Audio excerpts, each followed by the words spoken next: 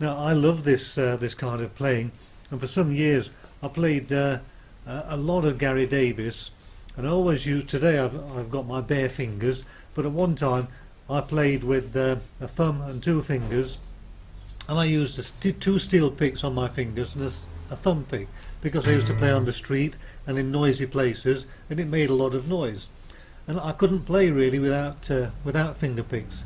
But now I hardly use them at all. It doesn't sound very nice when I use them, but still on the street I use them when I want to make a lot of noise.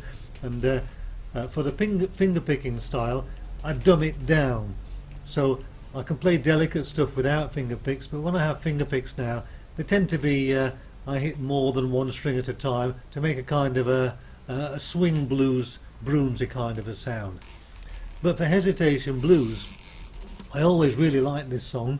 I always played it too quickly, and I always tried to play it like Gary Davis did, just with one thumb and one finger. And because we've got a tendency, when we hear something complicated, we immediately want to use 2 or 3 fingers. So I like this approach.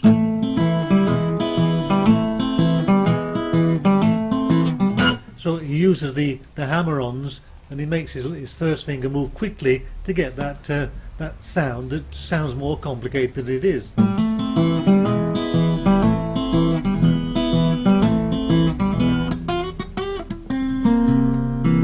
of course his trademark single string run licks, which he plays with his alternating thumb and finger.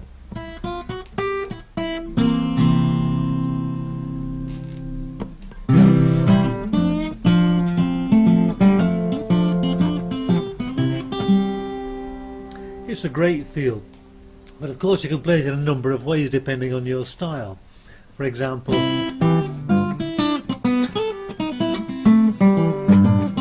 so there I use 2 fingers and I slide up. Instead of trying to hit the strings in quick succession, da da da da, I'll slide up, and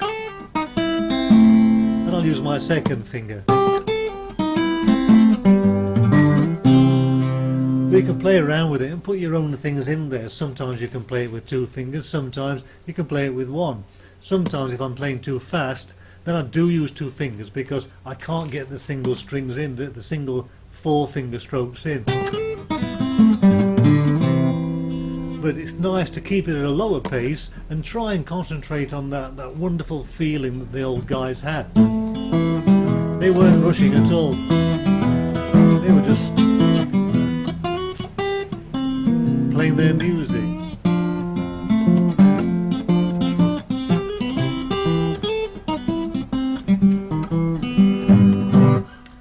And I think that's the key for a lot of this music, if not all of it, apart from the Blind Blake ragtime pieces, which are kind of slick and joyful and mostly technique. But somebody like Gary Davis and Lightning Hopkins, before the technique, which is obviously wonderful, there's this fantastic feeling. These guys didn't have to learn the blues or try and be bluesy. They were the blues.